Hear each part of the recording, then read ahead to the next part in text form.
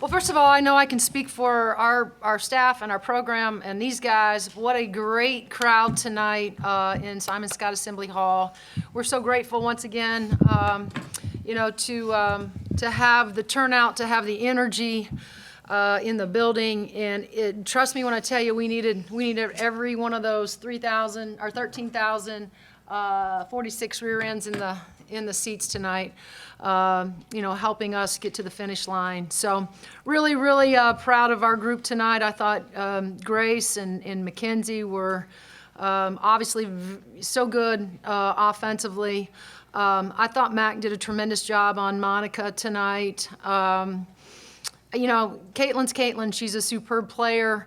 We knew that she was going to score, but I do want to point out, I thought in the second half, I thought Sarah Scalia came in and really did some great things for us defensively. We talk about being in gaps, but also we felt like we had to take some calculated risk and go make plays. Sarah dropped off a couple times and went and made some big plays down the stretch for us. But I loved G's mindset tonight. You could tell she was not going to be denied. I've seen that look a lot, and I knew she wanted to lead us throughout the 40 minutes. And again, I thought that Mac was. Has played so well for us all season long and was really good. But these guys would tell you that they had a lot of help tonight from their teammates, and it's a great win against a really, really great opponent that we have a tremendous amount of respect for. Question?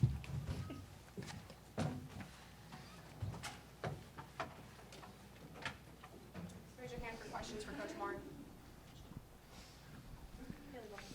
Coach, congratulations. Thank you. You mentioned yesterday that you thought the intangibles were what was going to win you to the game today. What were some of those intangibles that you thought I were told them great? all the things that never show up in here, right? And that was, having the emotional energy to do your assignment first, and then just, the toughness, the focus, making winning plays, kind of what I was alluding to earlier with Sarah. We felt like we had to take some chances from time to time and not be reckless, but and then again, there's a toughness about this group that I continue to talk about that had to show up in a big way today. But I think that Grace said it best. We came up short 3 times to Iowa last year, and I think that for some of our returners especially, that stuck with them. And so, I felt like tonight, especially Grace and Mackenzie, really, really wanted to play well.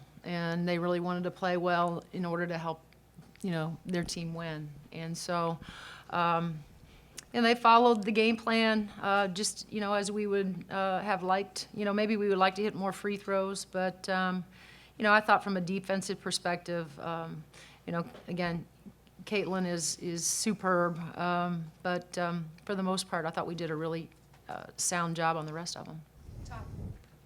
Well, it kind of prefaces my next question, Terry. I mean, Chloe's defense on Caitlin, it seems silly to say it because she had 35, but it was spread out. Sure. It didn't look – she only scored, I think, on 3 straight possessions once in the game. Yeah. 8 turnovers, 28 shots to get 35. What were your thoughts on her defense? And then also just the collective defense on the handoffs, because it was difficult for her to get into rhythm. Well, I agree with that, Todd. I thought, like I said, Chloe, has been that for us all year. She's had the charge of being on the opposing team's best offensive guard, and so she knew the task, but she also knew that she needed help. And so, like I talked about in transition, we tried to tag her and try to get to her as quickly as we could. But then you try to build a wall. You try to have those activity in your gaps where, she always sees a body. And sometimes we came up short, but and that's Caitlin being Caitlin and doing Caitlin things. But I thought, like I said, Sarah, especially in the fourth, between she and Chloe, I thought that they buddy kind of, together collectively, did a great job and made, nothing easy for Caitlin down the stretch. And that's when we know she's at her finest, when they're behind and she has to go make the plays for them. And I thought, certainly Chloe, but I thought Sarah did a great job of helping, in those moments.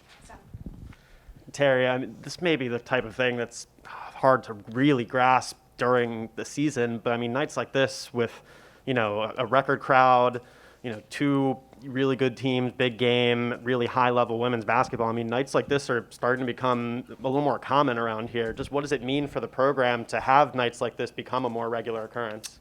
Well, it's terrific. I said it and I'll continue to say it.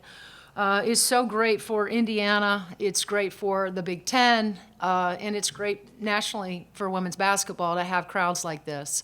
One of our responsibilities as coaches is to grow our game. And, our fans have certainly helped with that here in Bloomington and the surrounding counties just by showing up and supporting this group of young ladies. And, it is special. I don't want to downplay it. We're going to continue to need them down the stretch. Things don't get any easier for us, but, without a question, they have provided us with a much needed, not just energy, but just a shot in the arm, when we've needed them the most. And, I can't tell you how grateful we are that we've had the crowds, that we've had, and I hope that this becomes the new normal for Indiana women's basketball.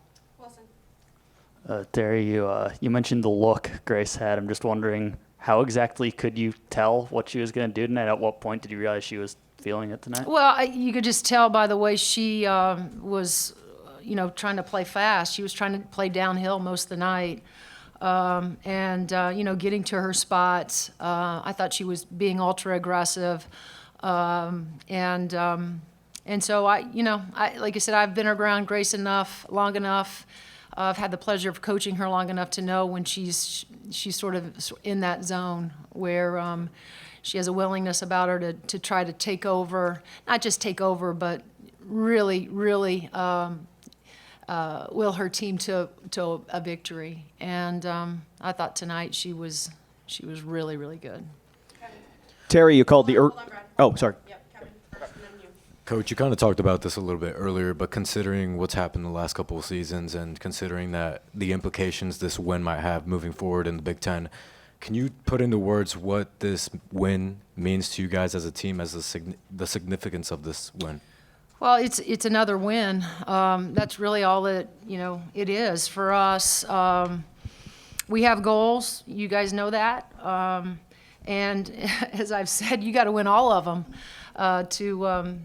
to achieve what we want to achieve. But our road is difficult. But we're up for the challenge. As I said to these guys, we're writing a story right now, this group is. And we control our destiny. And so my charge to, our team is not to let anybody else hold the pen. We need to be the ones that are going to write this story, throughout the rest of Big Ten play, into the Big Ten conference, tournament, and then into postseason. Terry, you called the early timeout down 6. What was kind of your message to settle the girls down a bit maybe, but also to kind of maintain an intensity that matched the level that this night brought? Yeah, I think it was more about making sure that they understood the importance of they had to sprint back because they hit a couple over the top, in transition. And it was a pretty fast-paced game, and so you have no time after you either score or miss a basket to jog back. And so that was really the message. And I assured them that we were good, we're fine. And, we just have to settle in and play. And again, we didn't get emotional, but it was more of just catch your breath. And then we got to get out and we got to be so much better, particularly in transition. I've got a question on Zoom from M.A. Vocal from ESPN. M.A., go ahead. Very good about just sort of staying in the moment. But in about an hour, they'll have the top 16 revealed on, and I have a feeling it's going to be very favorable for you guys and the Big Ten. Can you just talk about what it means to have the kind of respect, I think, that the conference has this year, both for your program and for the entire league? Well, we'll see. M.A., I mean, we're still fighting for the national respect. I'm eager tonight to see if what that looks like for us. But I've said it, and it's and year in and year out, it's different, right? Every conference, you know, from top to bottom is different. But I just have a hard time believing that there's not a better conference right now in the country than the Big Ten. When you look at, you know, our top 5 to 6, you know, teams. You know, obviously we're grateful to be a part of it, but, you know, I'm just going to keep saying it. You know, this is the best conference in the country this year because of not just the coaches, but the players. You know, I hope that the national media will start to, you know, give us the respect that, one, we've earned, and we'll see. But yeah, I think I can speak for all the Big Ten coaches. We really believe that this year. And every year is different. But I think if you ask any of the coaches in the Big right now, you'd have a hard time convincing anybody else that this isn't the best league, you know, in the country.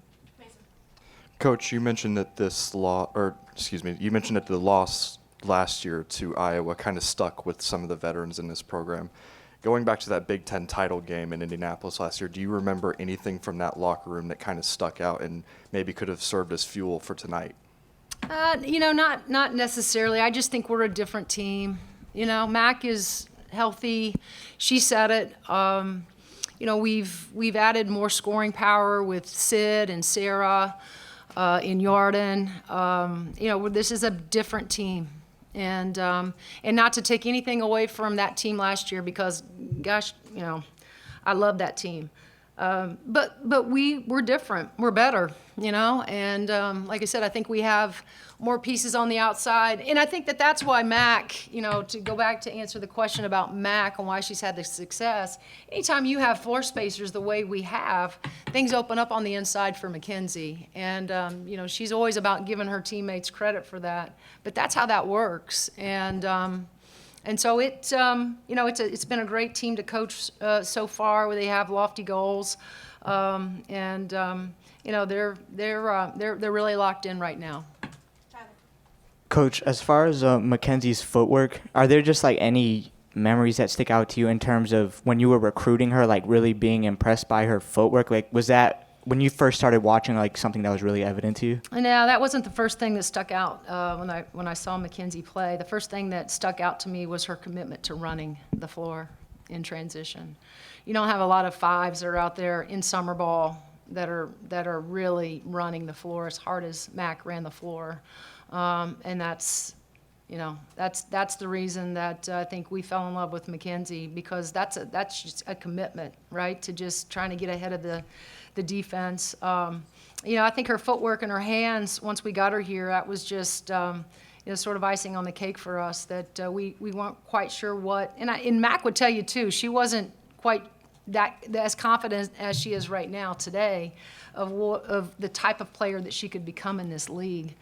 But you know, that's God-given. She'd tell you that. You know, her footwork and her hands, that's God-given. Question over here, your far left. Coach, Iowa came into this game on an 8-game winning streak, and Monica Sonano was shooting something like 75% over that winning streak. You guys really made it tough on her tonight. What did you guys do that you felt like was the reason, you know, that you got her out of a rhythm? Yeah, I just thought Mackenzie had great activity. You know, she never, you know, we talked about the thing that where Monica, well, first of all, their offense is they're like a machine, right, and a well-oiled machine in terms of how they execute. You know, the challenge for Mackenzie was going to be not to allow her to get a lot of deep touches, one, and angle touches. And she got a few of those, but I thought for the most part, you know, Mac was trying to get side to side. She was trying to get a hand in the passing lane from time to time. And so I thought Mac's activity level guarding her was it had to be, but it was excellent tonight. Mackenzie talked about playing with emotion but not playing emotional. Mm-hmm. But how difficult is that in a game like this against a team that, you know, you've had a lot of close games and a bit of a rivalry with, and again, you know, and in an environment like this? You know, I think again you look to your leader in Grace Berger, you know, you just lead the team. But this is a veteran team. We always tell them they're built for these moments. There's no reason to panic.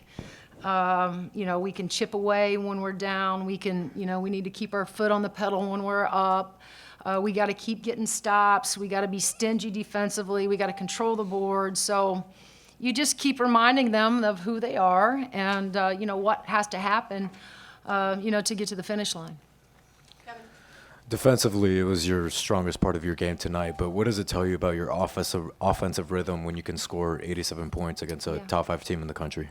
Well, again, we should have had, I'm disappointed that 87 should be more because we missed so many free throws. So there's always something that I find, right, in the stat sheet that I'm disappointed by. But again, this is a team that it's balanced. It has a lot of different pieces that can score in different kinds of ways.